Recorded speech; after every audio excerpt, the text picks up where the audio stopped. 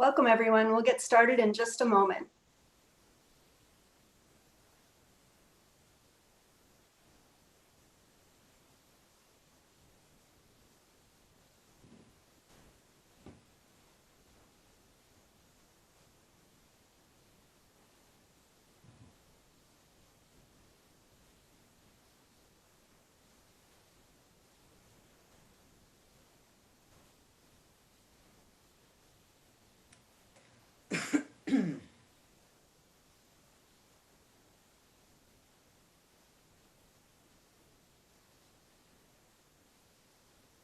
Good evening, everyone. Thanks for joining us. We'll get started in just a moment.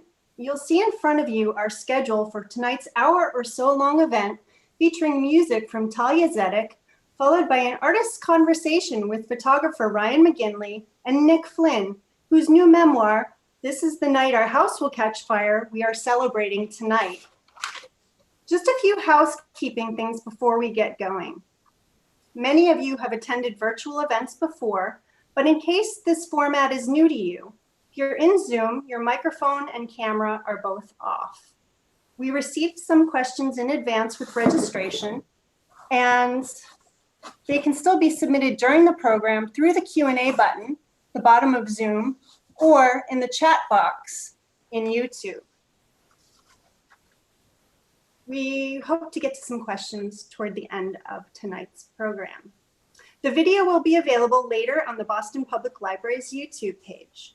And you can buy a signed copy of This Is the Night, which will ship free from our partner Trident Booksellers and Cafe in Boston. Details will be provided a little bit later on a slide. We hope that you enjoy tonight's event. I'm Kristen Motti, Adult Programs Librarian at the Boston Public Library, and we are partnering this evening with the Mayor's Office of Arts and Culture and Trident Booksellers and Cafe here in Boston. To kick things off, I'd like to introduce Thalia Zedek. Thalia Zedek is a Boston-based musician who has recorded and toured with many bands over the years, including Live Skull, Hum, E, and the Thalia Zedek Band. She has released 8 solo records and the last 6 on the Thrill Jockey label. She is currently working on plans to record her 9th, from which she'll be playing 4 selections this evening. Welcome, Thalia. Hi, thank you. Thanks, Kristen. All right, hi everybody. I'm gonna do some new material that I've been working on. Let's see. Here's the first one.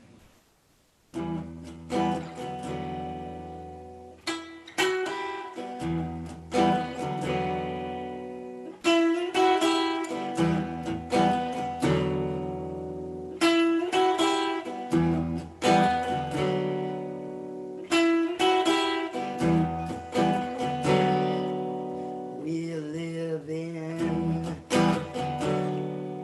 a time when we can't look.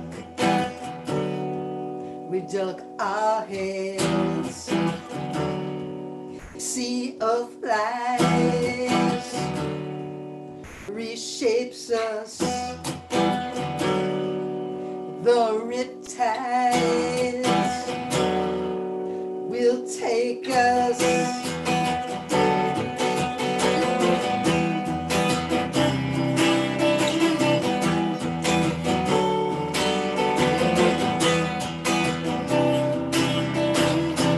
He has eyes on both sides.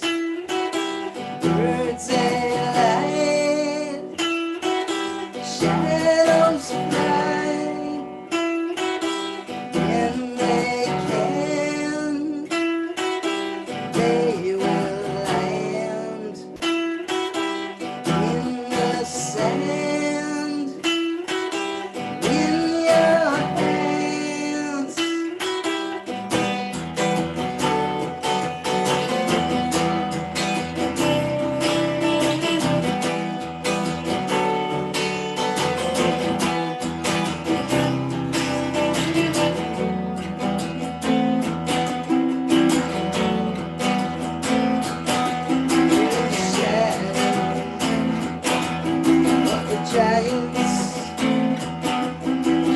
gods are fighting like lions.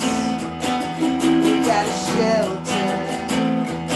It's help us shelter.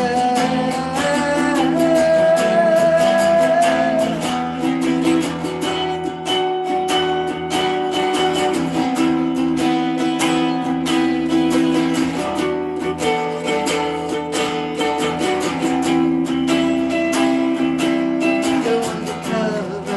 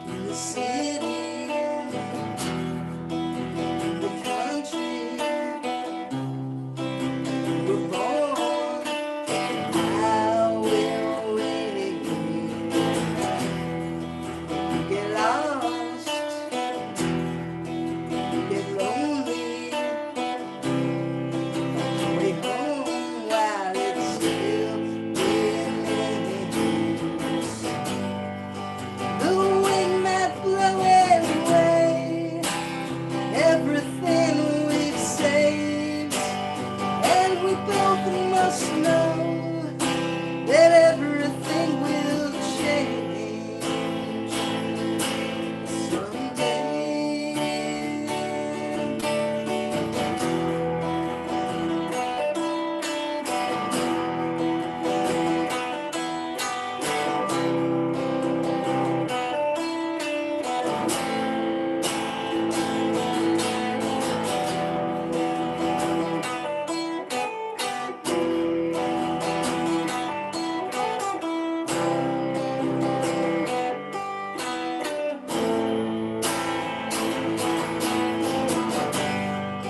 The sea might wash away where we wrote our names. Memories might fade, we'll still remain.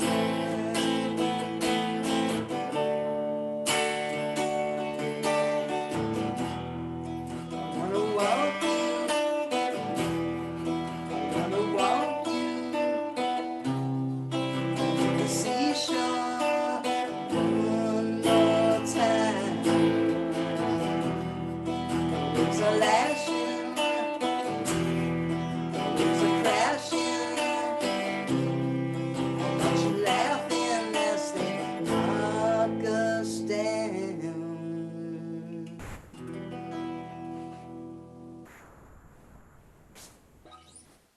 All right, well, thank you. Super happy to be part of this bill and to be sharing a virtual stage with Nick and Ryan. Nick's new book is awesome, and I'm really looking forward to hearing him read from it. I'm going to do one more song from you. It's also about a fire, though it was not inspired by Nick's book. I'm sorry, Nick. All right. From the fire into the fire, I get the feeling that you're inspired. You're the fuel and I'm the pyre. My consumption is your desire. From the fire into the fire, burning our fears, the great divider. Ever higher, searing your tears, melting your eyes. Yes, we wait for immolation and pray we rise to the occasion. Shapes are shifting in the shimmer, and our faces in the glimmer.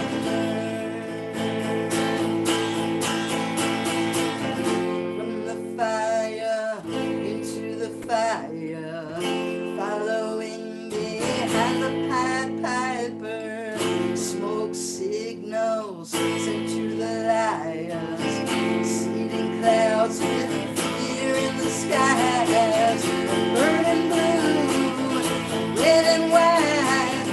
There's no time for fight or flight. The panic room is getting tired, and my head is getting light. In a state of willful suspension, sacrifice your condescension. Thoughts and prayers for our saviors, now alone upon their days. From the fire into the fire, from the fire into the fire, from the fire into the fire, from the fire into the fire.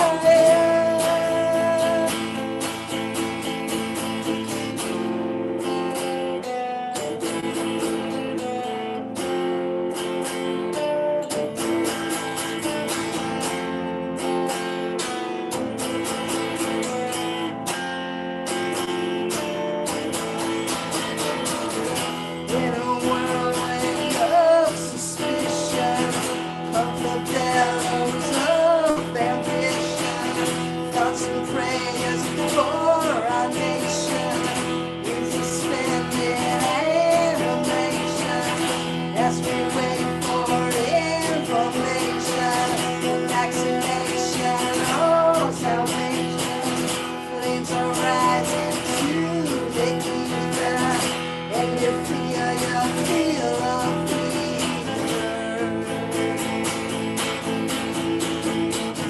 From the fire into the fire, from the fire into the fire, from the fire into the fire, and you feel a fever.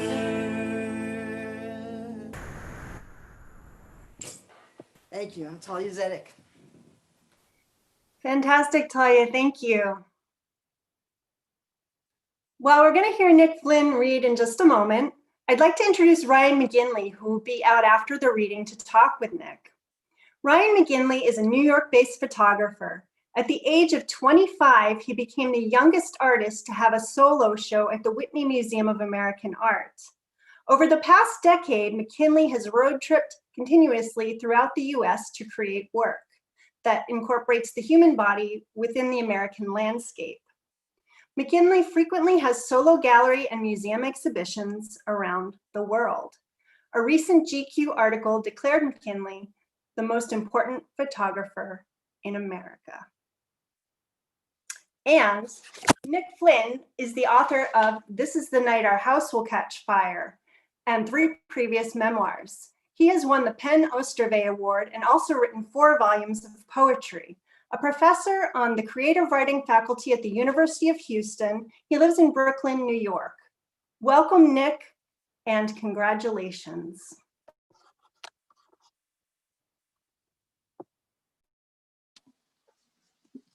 Hi, everyone. Can you see me?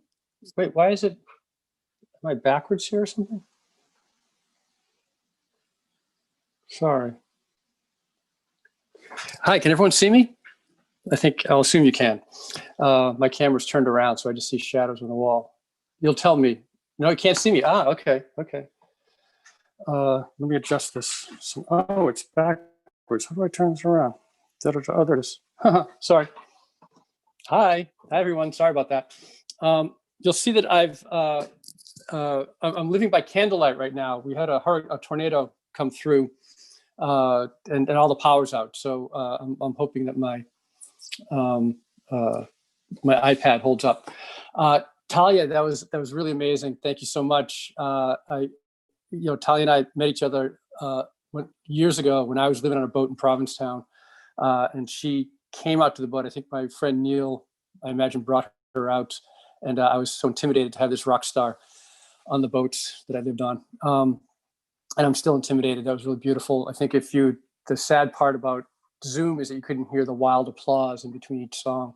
And I just love to have followed your career and just see how you just keep growing as an artist. I really, really love that.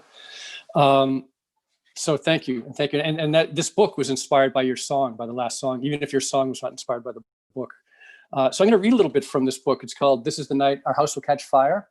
I'll just say a little bit about it first to start out.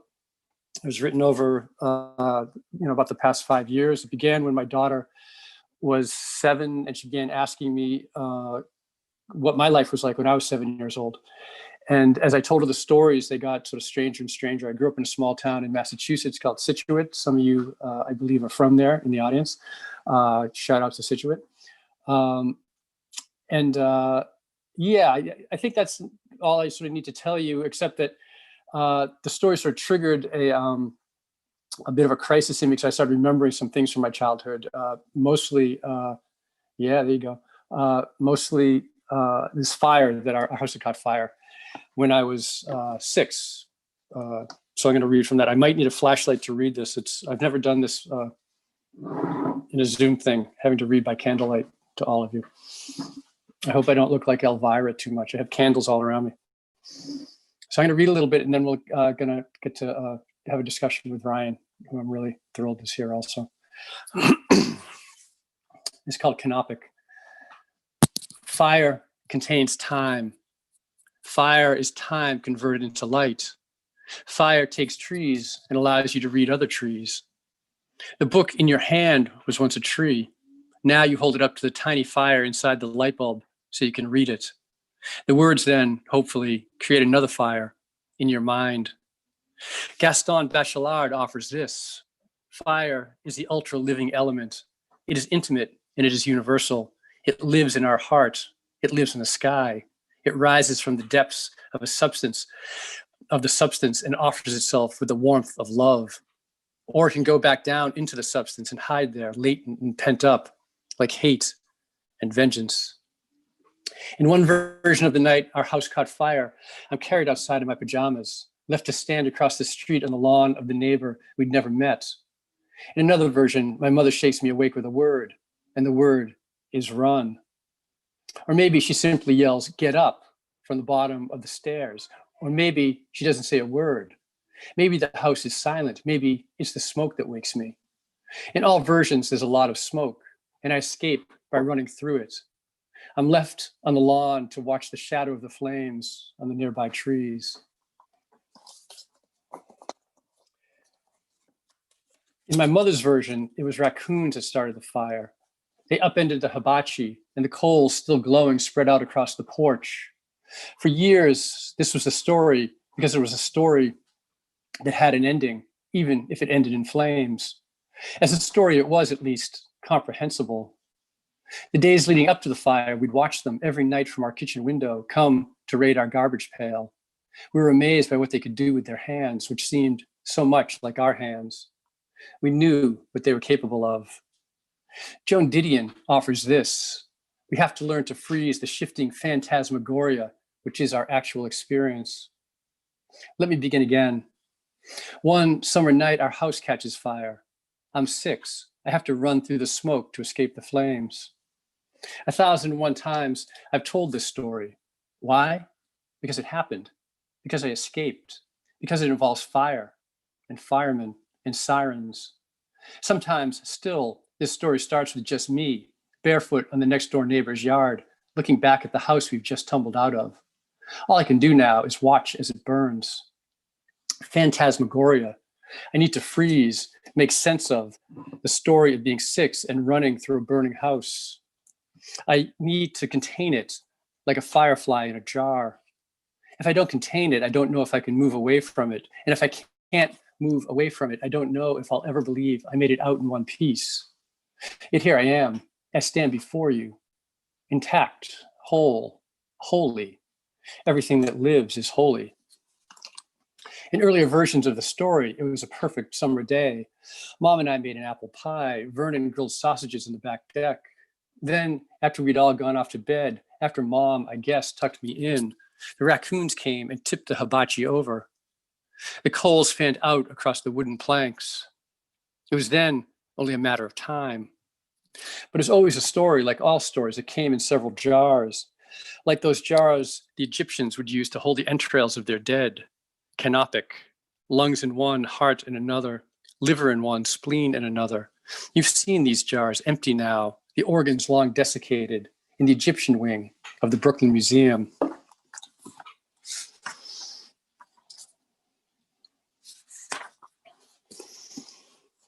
Question. First, there was one jar, then 2, then many. As a story, it began to multiply. In this jar, there was a plan. The plan is that the firemen will come in time, only they didn't come in time. She had to make her way through the now burning house to my bed, shake me from my dream of smoke. I was a fish gasping for water on the tile floor, a balloon rising from a child's fist. Balloon rhymes with raccoon. The endless inside of the vacuum cleaner and the memory of how it smells. Question. Did she really have a plan? Was the plan always to save you? Was she always going to wake you with a word, run, or did that word somehow find her? Question. Which came first, the fire or the idea of the fire? The sound of the alarm or the alarm itself? Think of the power contained in one match, the power to go back to before there are children. She was still young. She could start again. She lights one match and knows the firemen will come. She knows one match can make the whole station light up with sirens. Question. Why do you think she bought a house sheathed in asbestos across from a fire station? Question. Is it possible the word run was only in her head? Here's a passage from a poem I wrote before I knew, at least at a conscious level, that she'd said it. You can run back into a burning house. Sinking ships have lifeboats. The trucks will come with their ladders. If you jump, you will be saved.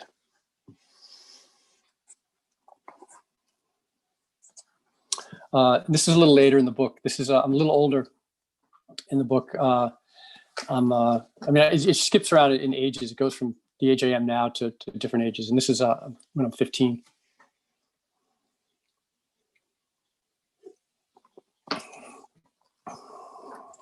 It's strange reading by candlelight. Antigone. My mother and I are driving down a highway. I'm 15. It's the middle of the day. I don't know where we are going. My mother is in another hard place. Travis has just vanished. She's cut off all her hair, lost a lot of weight. I'm beside her, and though we have nowhere to be, she apparently misses our exit. As we pass it, she remembers and cuts the wheel sharply, so sharply the whole car goes into a spin. Once, twice, like slow motion. I look at her as we spin. I never say a word. We end up stalled, nose pointing into the oncoming traffic. Cars sound like sirens as they swerve around us. She holds onto the wheel. I look at her. A man presses his face to his window, tomato red, close enough to touch, laying on his horn as he sails past. Death is but a moment that returns forever. We sit for a long moment like that, listening to the horns. Then I reach out and touch her shoulder. She half glances at me, reaches for the key, turns the ignition. The engine struggles, then catches. Shitbox. She puts it in gear, gives me a wild-eyed look, as if asking if we should just keep going, gun it into the oncoming traffic. I look back at her, calm, as if we have all the time in the world. A car passes close by my window, laying on the horn. We're okay, I say, and point toward the exit, as if it were just one of many options.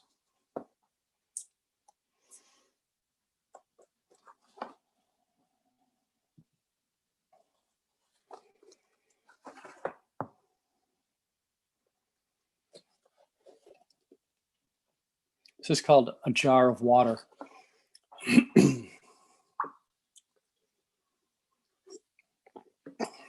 There's been a lot of fire, so I thought we need some water. A jar of water. In this jar, you sit on the bank of a brook. You see the water for what it is, made of 1,000 suns. You could have sat there forever. You could have died on that bank. Clearly, part of you had.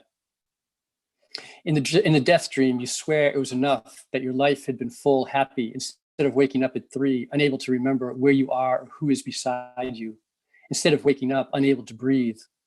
You've been dreaming about a river, about a stick, about a boy who knew he was loved, a boy who kept pulling the stick in and out of the water, who knew what he could do and couldn't do with everything. It was so simple, yet why can't you breathe? You might as well simply write about the stick, if that's all you have. Or the brook, as you press your stick into it, as you watch the water find its way around it, almost at once. Everyday life is a trauma, the Buddha proclaimed. It is as if everything is burning. Yet here I am, whole, holy. When I tell my daughter about the fire, she looks at the sun. I won't tell her that my mother, her grandmother, said it. I won't tell her that my mother, just as when she asked how she died, I won't tell her about the gun. I'll say simply, she had a bad heart. This is the only jar I'll offer. If you're reading this now, I'm sorry I lied to you. You were only 7. I didn't want you to know before you had even fully landed on this planet that your grandmother had chosen to leave it. I didn't want you to know that it was an option, that it was something in our blood. I didn't want you to know that at one point, when I was your age, you might have considered, with one match, to simply fold me, us, everything, back into the universe. Just as I didn't want you to know at that moment that I, too, had considered leaving. Or this. Marriage is a car being driven down a dark highway at night. The interior overhead light makes the whole scene seem frozen, like a snow globe. Someone is in the passenger seat looking at a map. The driver, his or her hand tight on the wheel, is listening for the turn, or for the word turn. That's what marriage had seemed to be, a snow globe with a little handmade apocalypse inside, a snow globe waiting for someone to reach out a hand and shake it. This is when I believe that no one really wants to know what's to come, that we can barely bear what we've done to get here.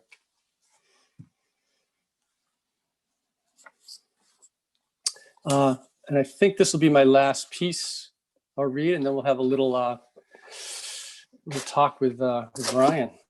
This is called Asteroid. I'm needing a flashlight now to read by. It's like I'm in camp, back in summer camp or something, reading a book by flashlight. Asteroid. On the 3rd anniversary of my mother's death, I took a bus to Mexico City. I was 25. I got on in Juarez, and 24 hours later, got out in DF. That day of travel turned out to be Dia de Guadalupe, one of the biggest festivals in Mexico.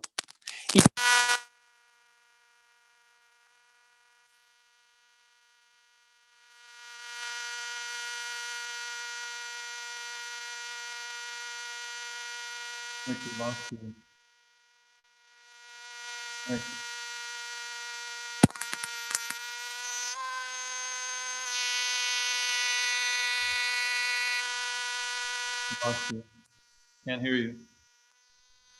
Can't hear you.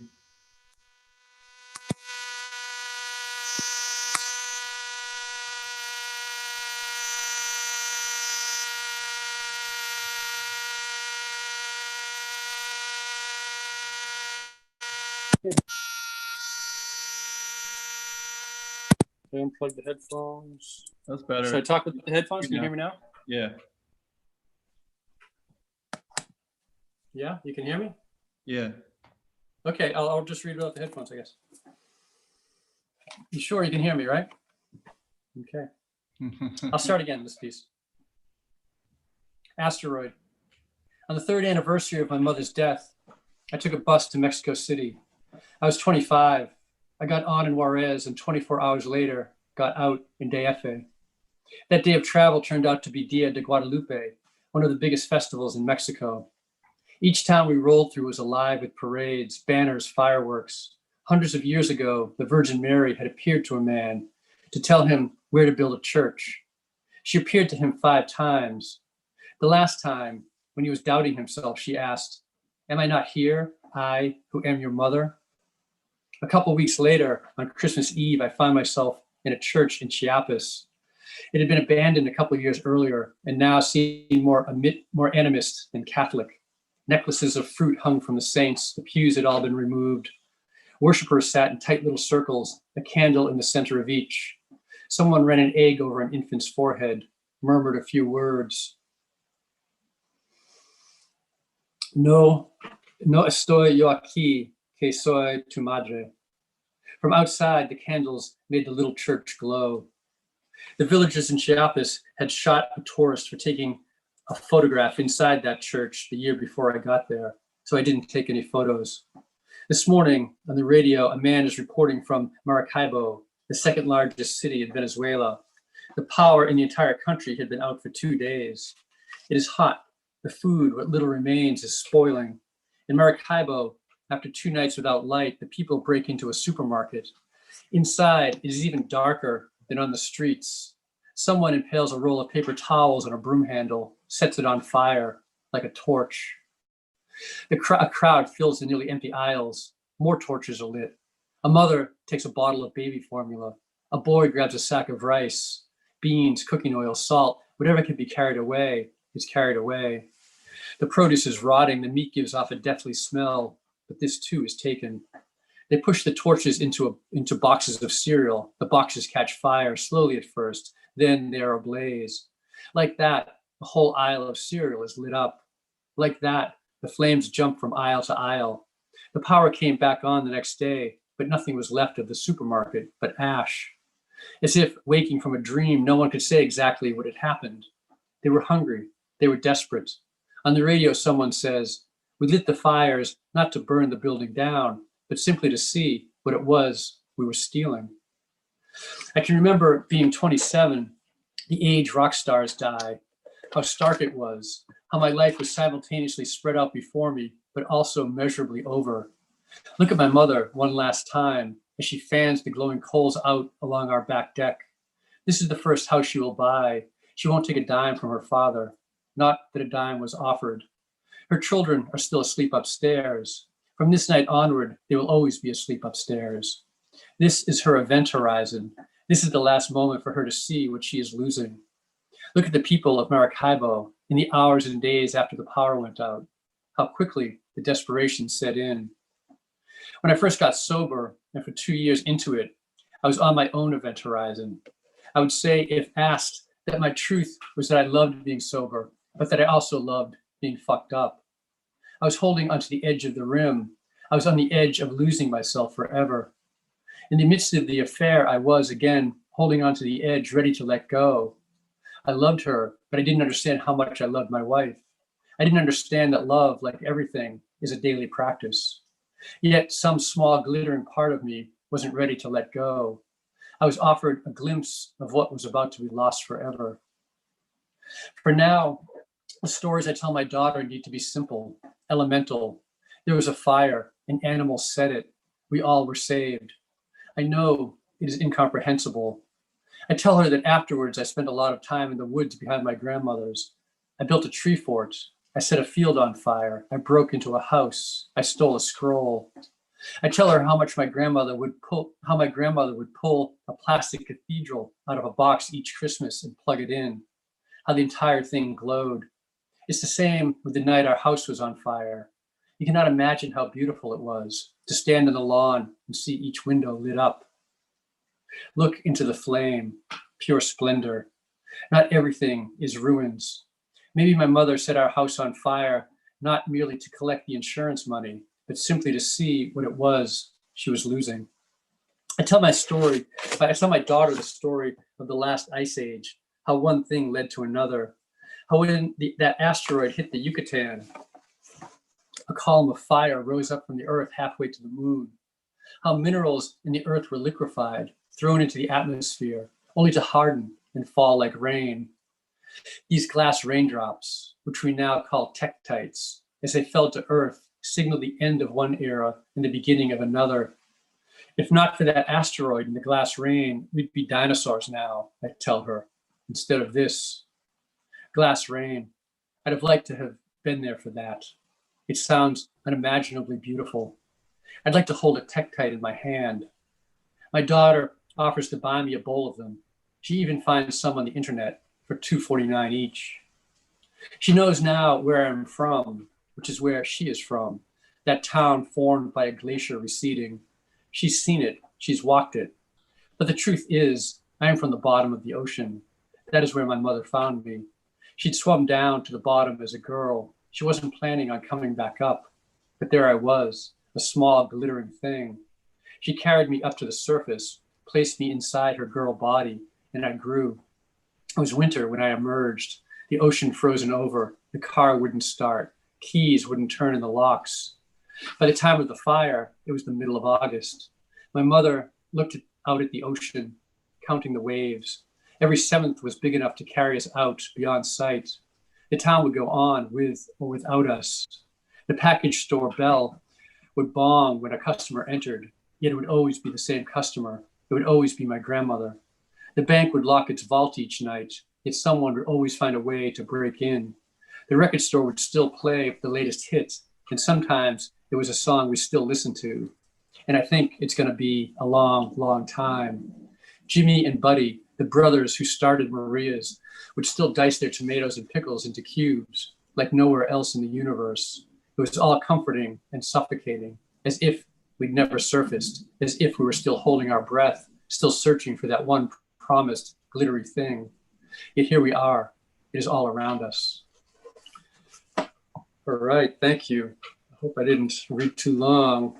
Thank you. We're going to bring Ryan McGinley back. We're going to see some photographs of Ryan's first for a few minutes, and then Ryan and I'll have a talk. Thanks, everyone. These are some of Ryan's photos.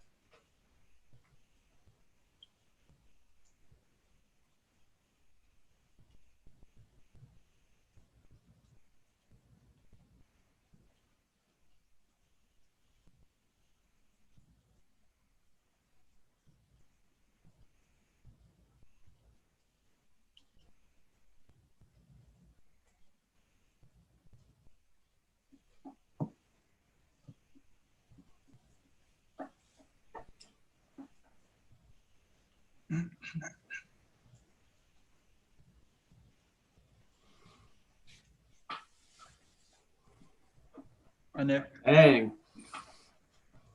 That was great. Yeah. Is Ryan here? Hi, Ryan. Can you see me? I can't see you yet. I don't know if I'm supposed to do something, but I can't see you. Can you hear me? I can hear you. Yeah, I hear you. Let me switch to gallery view. Okay, I can see you in a gallery view. Yeah. Hi, Ryan. Hey. Buddy. I don't know I don't know what everyone else can see, but I can see you though. So the photographs are amazing. And I love the. I was just thinking, I've known your photographs for a while now, but I was just thinking of the overlap with the book, with what I just read. I'm so ghostly compared to you. You're so like brightly lit, and I'm so, like Elvira here. But I like the light. It goes with your book. It looks great. Yeah, I did do a little switch around of my reading when the power went out, and decided to read that piece about the power going out in Venezuela. Just it seemed like I should read that. Can't see Nick at all, she says. I could see you. I don't know. Maybe the rest of the attendees can't see you. Yeah, well, maybe you're just so bright. I'm just diminished in your light. Someone says they can see me both. Yeah, they can see us both. I'm just in shadows. Tell the people I'm in shadows.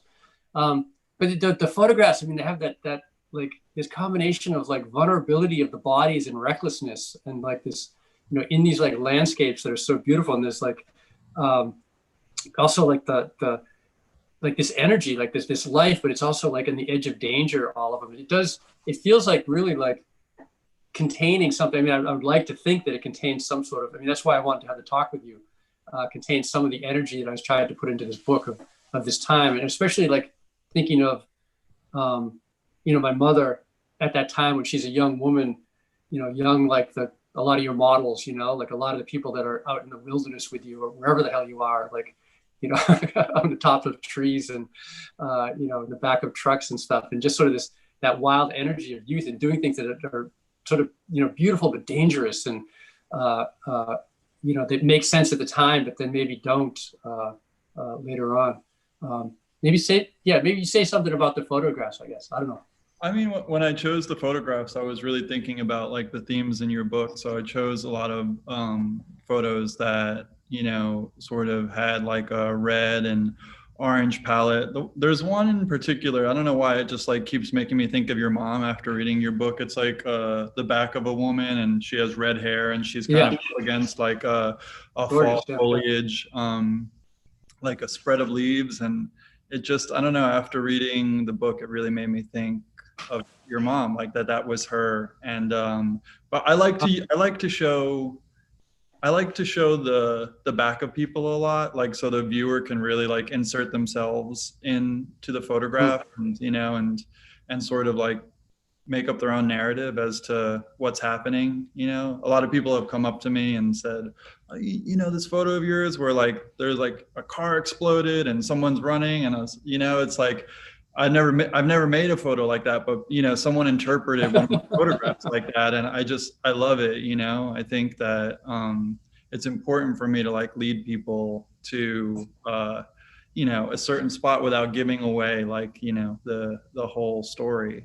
So I think that's what art does too. I mean, that's where I go to art, is to sort of like, it's just the beginning of something, to like, and we fill in the rest. We do the work to fill in the rest. And so like, and I love that I didn't really notice on a conscious level that you had chosen this sort of red and pink palette, but that would be the color. If I had to name a color for this book, it would be, red and pink. I mean, you probably picked up on that, being that, because there are like, my mother kept having her bedrooms painted by the two various boyfriends. One sort of was a, purplish red, and the other was a pinkish red. She sort of paint these sort of very, very particular, her bedrooms were painted very particular colors. And there's also the sexuality of my mother is in this too. She's a young woman, she's dating, she's seeing people, and your photographs are very sexy too. There's like this, energy, this sexual energy to them all. So what else should we talk about? How old was your mom when she passed away? She was 42. 42. Yeah. And I was 22. Fire, she was 27, right? What's that? She was 27 when she was on fire.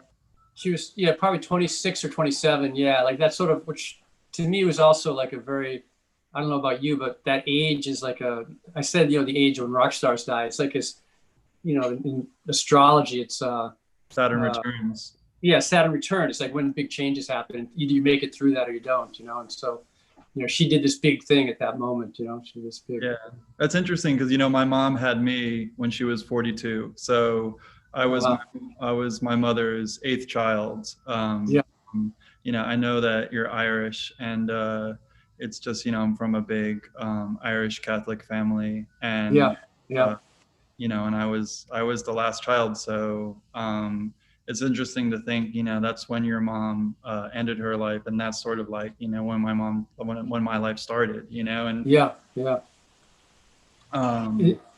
and also, like, I mean, that's the thing too, like with the big thing. I came from a town, Scituate, which a few of the people in the audience, I noticed a couple names are, are from Scituate also, which is really sweet for me to have like people that actually know Maria's Sub Shop and know these places. But it was a very Irish Catholic town too, and it's a very particular thing. There's a particular sort of beauty to that.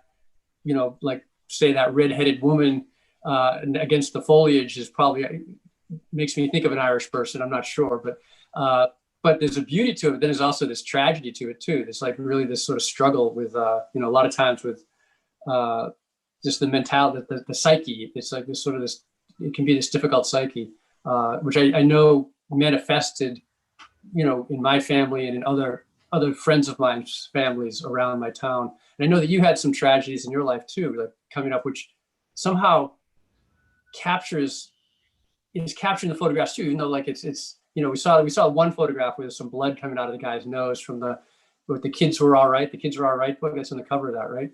Yeah. Ryan has these amazing books you all should like pick up also. So.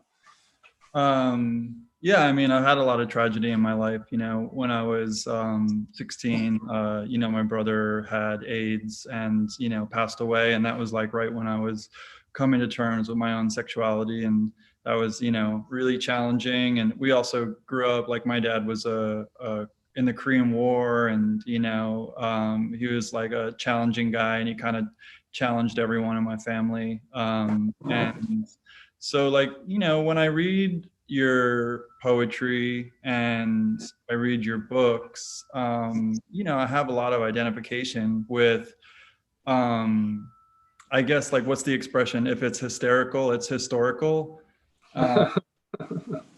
And I, that's kind of where like part my DNA, Yeah. before I met you, I studied poetry a little bit in art school, and I remember like maybe my last year of school is like right when you wrote Some Ether, and there was some poems about your mom, and my teacher had turned me on to it, and I was really into confessional poets, like I really like your book, and I really like David Trinidad, and sort of like around that time people like that, Marie Howe, Yeah. and yeah, I don't know, there was like a poem about your mom where you're like talking about her sniffing Percodans and cutting up straws, and I get it, I get the idea of someone of it being so chaotic to burn down a house. And I also understand like in your book, like in this new book, I love Mr. Man, Mm-hmm. and I love the idea of you being young and hearing that if you get shot with rock salts that, you probably won't die. And so you really like are on a mission to see what it feels like to get shot. And I'm cut from the exact same cloth. Like I really want to fly as close to the sun as possible to see what happens, Yeah. Yeah. And I don't know, it's it's really what I love about your work. And I think it crosses over. Like that's the thing. Like I get so much from seeing like what you do and how your the bodies are in space. Like this idea, like that's something that I probably haven't figured out how to do with poetry, like to have, or maybe in some ways, or with writing. I mean, just that image of like those images of the bodies just floating in space. They're just so, they capture something about that. They're both like, they're gorgeous, but then you're also like, wait, where are they going to land? Like when, like that moment, you capture the moment of beauty. And I think that too with like my mother, like, if indeed she set our house on fire, which is pretty, it's pretty clear she did. It's impossible to know at this point, but it's 99% sure. And she did it, and the whole book is an examination of that and me trying to figure out like, because when I first heard about it, when I was younger, I heard about it when I was around 35.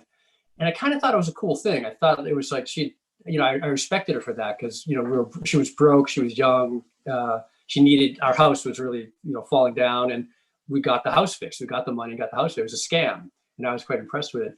But then when I had my daughter was like 6, I started to get this sort of breakdown and thinking like, wait, that's like a really crazy, that's like, that's even beyond my recklessness, it seems, at least at this moment. Like, I think I would have been that reckless when I was younger, which is good that I didn't have a kid when I was younger. But it sort of hit me, that thing. But, that was like one moment in her life. Like, that's the thing, like the floating body in the air, there's a beauty to it. And then there's the eventual landing that is, maybe painful or maybe not, so it contains both. They contain both of those things. Yeah. Yeah. Hey, what happened to your Boston accent? If you're from Scituate, where did it go? It comes back. I can lay it on, when I'm around my people, I lay it on, but it's hard to translate for other people that aren't from Boston. So I try to not to lay it on. I have this word, there's a phrase in one of my poems, mere idea, which is impossible for me to say like without a Boston accent, a mere idea. So I try not to, I always stumble if I ever read that poem, I'm like, here's this thing. I have to say it like really slowly so that I don't sound like completely like a Boston person. Well, and no one will understand it. No one will know what I'm saying. So that's why I don't do it.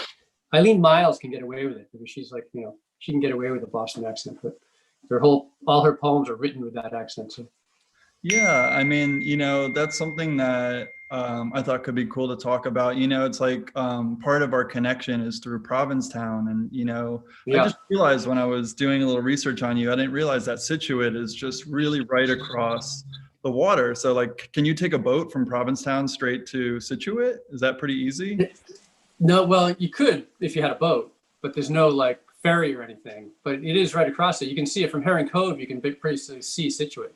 Yeah, So, I was gonna say, yeah. And it's, like I mean, I just discovered Provincetown in the last 5 years, and probably for the last 20 years, a few people like John Waters and Jack Pearson have been saying to me, listen, you got to come up to Provincetown, you got to come up to Provincetown.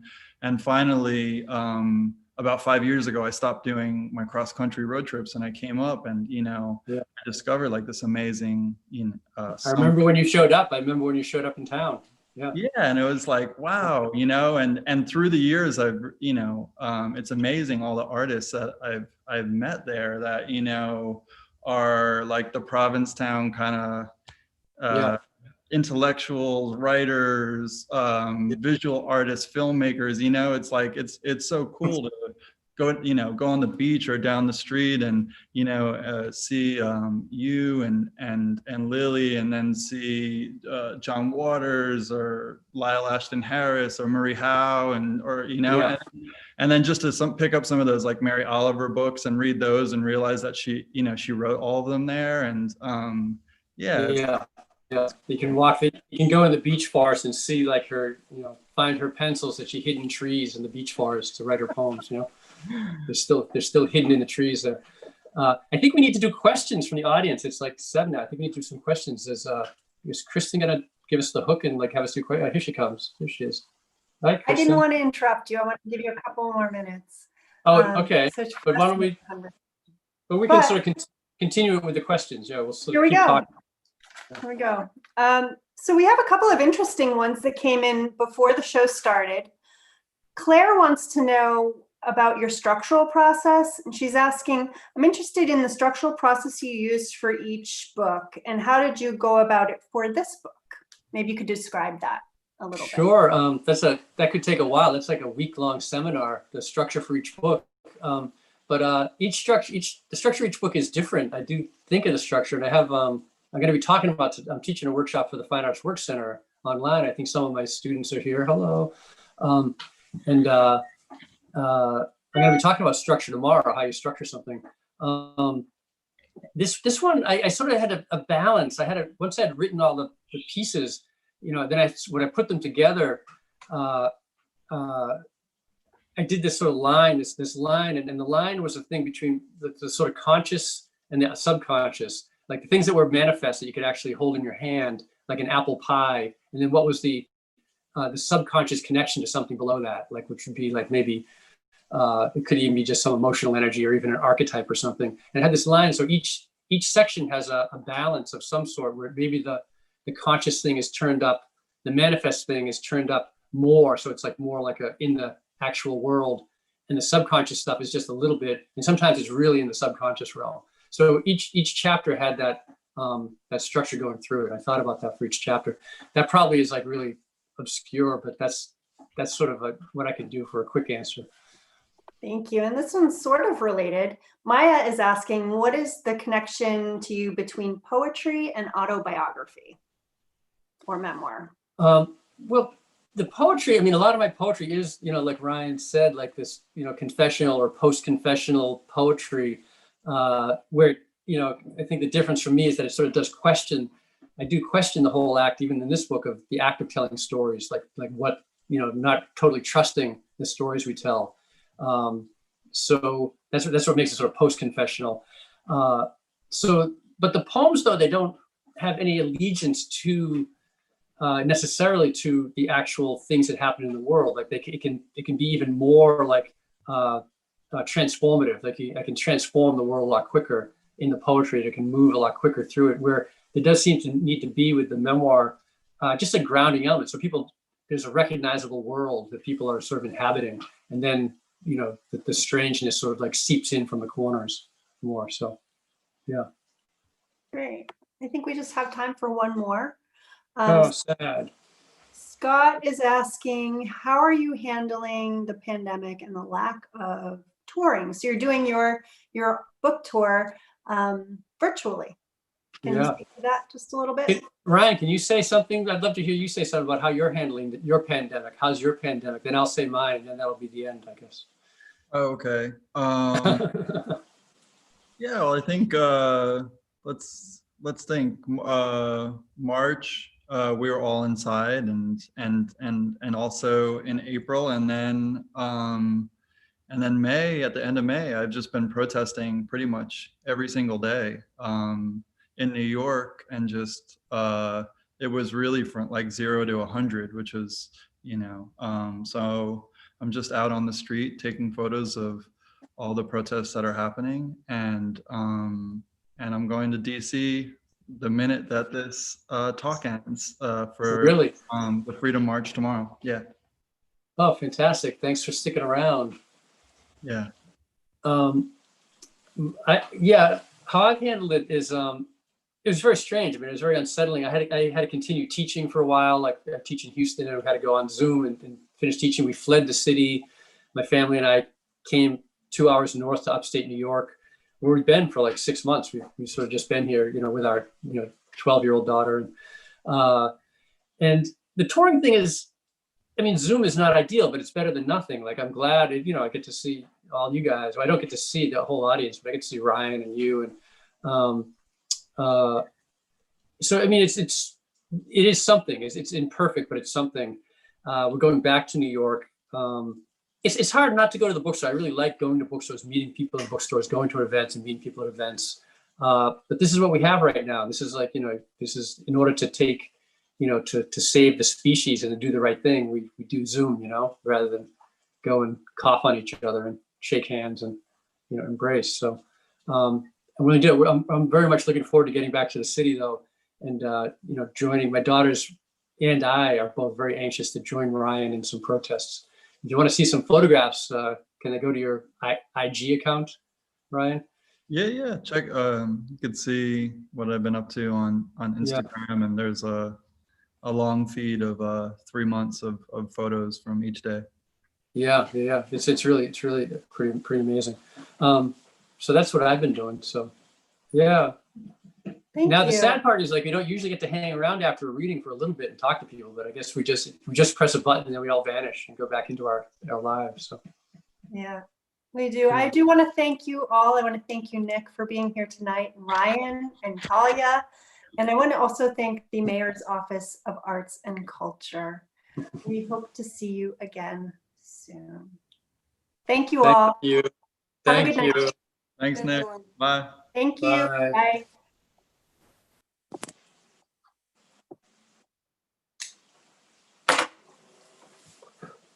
Bye.